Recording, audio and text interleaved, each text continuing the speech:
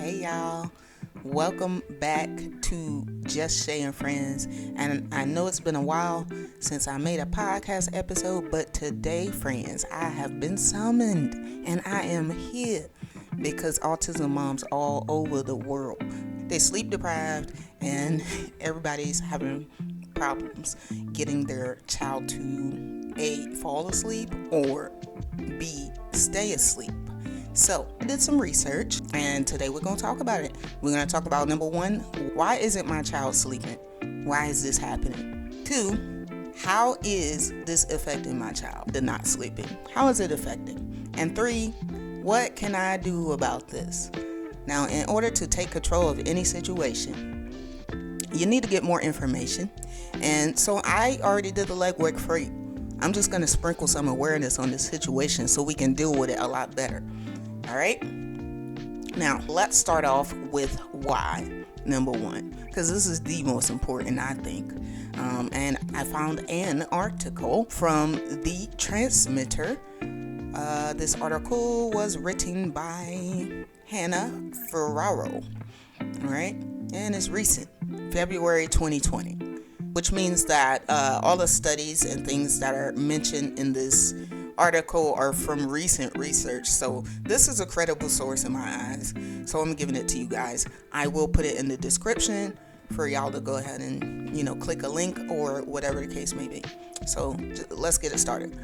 Why do people with autism have difficulty sleeping? All right. Many people with autism have other conditions, such as gastrointestinal. They have belly problems, okay? You finna trip, that's a big word for Elmo. You're not finna trip me up, transmitter. Many people with autism have other conditions like that, belly problems. They also have ADHD, attention deficit hyperactivity disorder, or anxiety, and each of these disrupts sleep. All these things can mess up your sleep. If you have belly problems, you could be feeling cramps and stuff while you're trying to sleep, and that definitely could keep you up or wake you up if you were asleep. Sensory sensitivity to light, sound, or touch also can contribute to difficulty sleeping.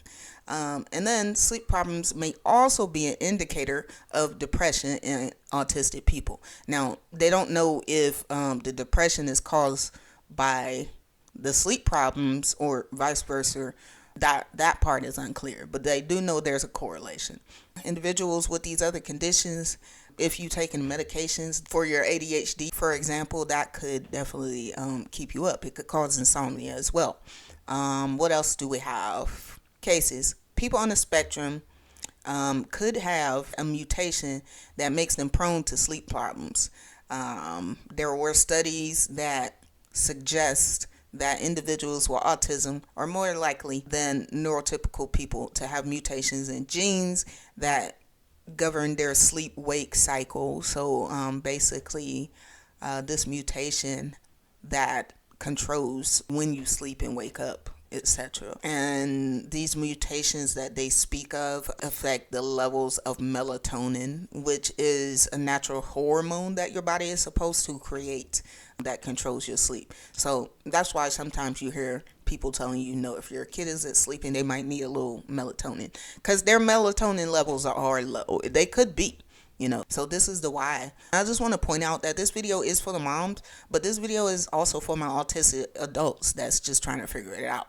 Because the reason for me doing this research, because I was having a little problems. I was noticing that I was just like waking just super overstimulated just for no reason as soon as I wake up. And I decided that it's probably because I wasn't sleeping well. So I'm having some issues with sleeping myself. Mine are on and off. My son, Stacy, he does also suffer from insomnia, but we do what we can, and I'll get into that, what we do later. But yes, so this is for everybody. So this is why you might be having some sleeping problems here.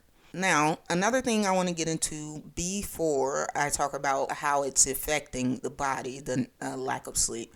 Let's talk about how common this is, because one thing I like to do is bring the community together and just let you know you're not alone, okay? Because people are going through this. Just like this 2019 study, super recent, one of the largest to investigate sleep problems in autism. This study, it suggested that nearly 80% of autistic preschoolers have disrupted sleep. And sleep problems are twice as common among children with autism as they are among typical children with other developmental conditions. So, yeah, 80% is a big number. So, it's not just you. It's definitely not just you.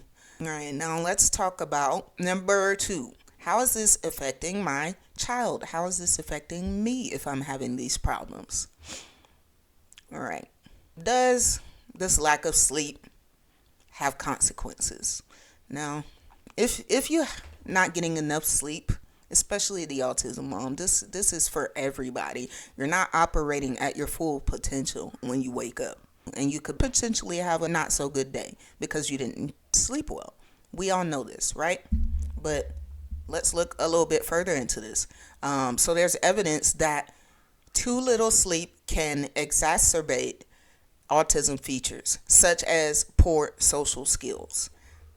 And that basically means that it can make it worse. For example, kids and individuals with autism who don't get enough sleep, they can often have more severe repetitive behaviors than they would normally have.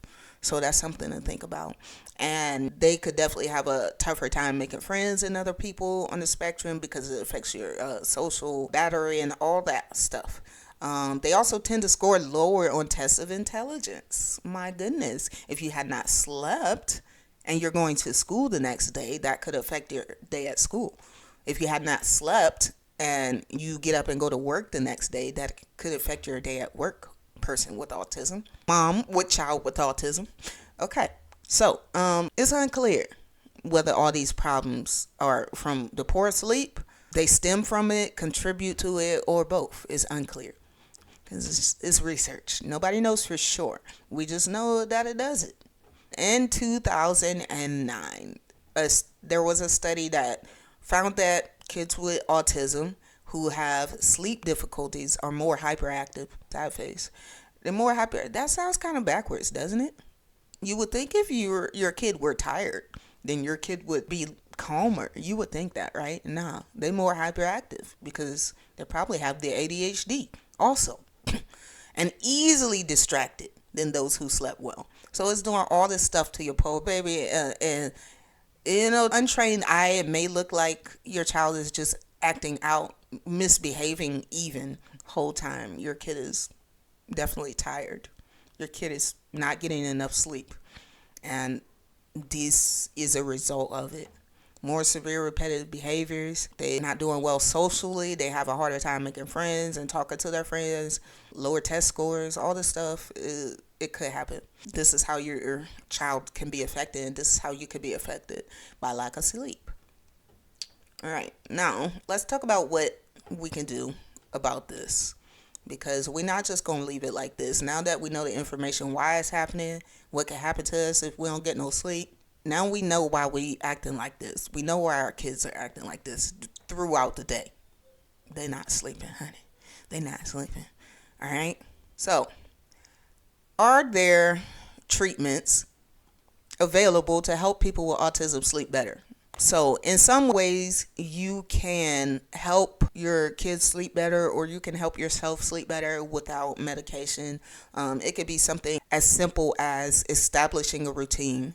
Okay, now if you think about it, honey, your child is autistic. You're autistic. You need routine. Your body needs it. I don't care which way you put it. You need routine. Routine, like a order of things that you do before you go to bed. For example, for me, it is my bedtime routine consists of check on Stacy, because there's no way I'm going to sleep without knowing if he's asleep or if he's at least settled. But that's part of my routine. I check on him, and then I check all the doors, make sure they're locked and closed, windows, and then I do my nighttime hygiene. I'm brushing my teeth, I'm washing my face, I'm watering my hair. The girlies that know, okay? If you know, I'm watering my hair, okay? I'm wrapping it up, etc. I either read some 5 pages on my book, or I watch one of my episodes on Netflix or wherever I watch it, and that's my bedtime routine. Sometimes I don't make it to the watching something or reading my book. I fall asleep. I'm just so used to my routine that it's like when it comes time for my routine to start, I instantly start yawning because my body already knows like it's time to call it. Okay, so establish a routine. Try it. Okay, see how it works for you. Also, changing the temperature or the lighting in the bedroom. If your child suffers from poor interoception, you might not be able to regulate your body's temperature. So, a problem I have is I tend to put the temperature too high because I feel that I'm cold. In reality, I'm actually not. And vice versa. Sometimes I feel very hot and I'm actually not. So it gets very confusing. What I do is, and at night, when I know I'm about to be asleep, I put it on a certain temperature and just leave it there. I don't want to get too hot and I don't want to shiver in the middle of the night. Both of those things are going to wake me up. All right. And the lighting. I talked about this before in the one of my shorter videos. Some mood lighting in the bedroom might be what you need or what your child needs, because you got to remember that your eyes are sensitive to the regular lighting. So if you come in your room while you're trying to do your nighttime routine and you have to hit that light, it could quite possibly dysregulate your body. And now your routine is interrupted. And we all know what happens when routine is interrupted, honey. We all know. Don't nobody want to interrupt an autistic person's routine. It's just not good for anybody after that. So, avoid that. A lighting that I use in my room in exchange for what I call the big light. Any overhead lighting is called the big light for me. I avoid using the big light by using like LED lights. You know, they sell those strips on Amazon. I don't know, they like $19 for 100 feet. Put it around your room, okay? And I have mine on a schedule. It turns on at, I think, 6 p.m. or something. Whenever the sun goes down, it turns on. That way, when I come in my room, I don't have to turn on this light, okay? And sometimes, if I'm feeling like it, I may leave the light on while I'm sleeping on like a pulse or something, or low, purple or some blue, something to, get me nice and, you know what I mean? You know what I mean. Lighting, okay? Avoid that big light. Honestly, overhead lights really can dysregulate your body bad and fast, and you might not even know what's happening. All right? Next, sticking with a regular bed and wake time. This go back along to the routine. Keep it the same. If you go to bed every night at 9:30, I don't know, 10:30. For Stacy, it's 11:30. I make sure he's at least in his room at that time. So that's his bedtime. And we wake up at the same time every day. I wake up at 7. He wakes up at, 9. Anyways, stick with the regular go to bed and wake up time. Try it too. Get on this schedule, huh? I'm trying to tell you. Get on this routine. I have tried many things to keep my life just nice and, keep my peace, and, coping with all my autistic traits that bring me stress. And the main thing that has helped me is the routine. And I don't know, for some reason, I do know the reason. My body tends to fight against the routine. After I've the routine successfully for a week, the next week I'm like, bump this routine. But then I have to force myself to get back on it, because then I'm going to be dysregulated. And I know why. Okay? I want the routine, but my ADHD don't want the routine. We're going to have to get along, and autism is winning because we need this routine. You saw how we was when we ain't had no routine. Okay? Ain't nobody back there. All right? Kids need a routine too. Get them on this routine. Bedtime routine. All right? Sticking with this regular bed and wake up time puts the brain and the body on the schedule, making sleep more reliable. That's what I said earlier. All right. Now, for autistic adults and moms that want to go this way, I'm not saying this is what I did or will do, okay? I tell you that when my son was younger, I did use melatonin chewables to up his levels, okay? But did not use it consistently because I was afraid of getting like some kind of dependency on it. Okay, so speaking of the supplements, the melatonin. For many sleep issues, melatonin supplements is a good option. It is, okay? For the most part, they're natural and your body supposed to create them. But as we heard earlier, people with autism, our bodies ain't creating the melatonin levels as high as everybody else's. So if you need a supplement for your body, then you need it. Okay? My vitamin E levels are low for whatever reasons. So I take vitamin E supplements. Nothing's wrong with melatonin. The people that say don't give your child melatonin don't have to live with you. So why you listening to them? Okay? And I'm not telling you to give it to them. I'm just saying it's an option for y'all.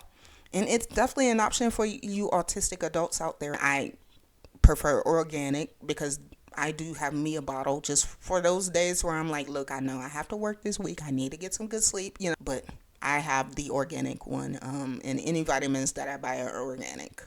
All right. Some research suggests supplements help children with autism fall asleep faster and get better quality sleep. It's for facts. It's facts. Anytime Stacy was, thought he was staying up all night. All right, let's go and get his melatonin. And I gave it to him with his milk or his juice or whatever. 15 minutes, as long as he, sat still. 15 minutes later, he will be knocked. And then we have the more advanced things like the U.S. Food and Drug Administration approved insomnia drugs. Those are heavy duty, honey. We're not giving these to the kids. These are for adults, such as Ambien. Definitely not for kids, okay? For adults with autism. For serious problems like sleep apnea, which is common in people with autism. Clinicians recommend breathing apparatus, CPAP machine, rare cases surgery. But this is for adults, honey. We not giving these children these Ambien. I don't think any doctor in the world would prescribe an Ambien to a child. But this is for adults that are having really, really, really terrible problems, okay? And just have nothing else works. That's what I think. I prefer not to take prescription sleeping medication. But that is because I do not have severe insomnia. Okay, mine every once in a while I have like a days where I'm like, oh, I just cannot get my sleep schedule together, and that's what my supplement's for. Then I take a supplement then, and I'm like, okay, my melatonin must be off, honey. Let me get it back together, and then I'm fine. I don't take it every night. I think you need to do your research on the drug before you put it into your body. I have done my research and I don't want them in my body. So that's why I prefer the supplements. But that's just me. I think if you have as big of a problem as you think, I think that if to you the problem warrants, from the doctor and getting you some prescriptions, I think you should do it because it's your body. You the only one have to live in this body. And if the melatonin don't work and the schedule and the routine and all that and the lights and you still not sleeping, honey, for adults now, don't give these kids no Ambien. I can't stress that enough. For adults, if it's still not working, then yes, I think that you should do what's best for you, adult autistic friend. Would better sleep improve the quality of life for people on the spectrum? Now, this isn't one of the questions that I said was going to answer, but I want to add it in because I'm wondering too, aren't you? Do you think if we got some better sleep, then some of our autistic traits wouldn't be as severe? Some things wouldn't bring us as much stress? Maybe some of us autistic adults and kids wouldn't struggle throughout the day, you think? I don't know. Question mark. Let's see. Maybe. I'm weak at look, I'm not going to gas y'all. I'm not gassing y'all. Maybe. We don't know. Okay? There's no definitive study that exists on this topic. So, got to remember that autism is still an evolving research. They don't know everything. And every year they find out something more and more. They find out more and more information. But right now, we don't know if improving the sleep quality is going to improve your life quality as an autistic person. But I can attest that since I've been doing my routine, my bedtime routine, my everything that I've been doing to help myself to sleep better, I have been feeling better throughout the day. I have. And I'm able to get more things done. I'm less snippy, snappy at my kids, and that's a good thing. Okay. And I can imagine some of these autistic kids walking around probably got an attitude the whole time. They're just tired. Okay. But no one knows if it's gonna heighten the quality of life for you or your child. But I think for me, I do feel better. I definitely feel better because I can compare it to when I wasn't sleeping that well. I was waking up with an attitude, fussing at my kids. I was fumbling with small things, like maybe I was trying to open my water bottle and it just wasn't like clicking. It just wasn't clicking, like simple things I wanted to write out my homework or something, and I just literally cannot even. Okay. Just can't focus, can't other things, can't sit still. Yes, all that stuff was happening when I wasn't sleeping. Now that I'm getting decent sleep, I feel better. As you notice, I can sit still a lot longer. I'm super focused on what I'm doing right now. I'm so incredibly focused that guess what a procrastinator didn't do this week. I didn't wait until the end of the week to do my homework. Finished it yesterday. Today's Saturday. The homework is due on Sunday. Finished it ahead of time. That's how focused I am, because honey, I'm sleeping good. And one thing that this article didn't mention is that, have you ever heard that saying, like old people, and I'm not sure if this is just an old black saying or what, but I've heard all my aunties, grandmas, everybody, my mama say it. When you see a kid like playing real hard outside, they just playing their little hearts out, what do they say? They gonna sleep good tonight. It's because it's for facts. It's not lore. It's not just some kind of thing that people say. It's for facts, okay? When I started working out during the day, whenever the day is, because I don't work out every day. I ain't going to sit here and lie to y'all. I don't work out every day. But the days I do work out, I sleep good, okay? You wouldn't be able to wake me up that day.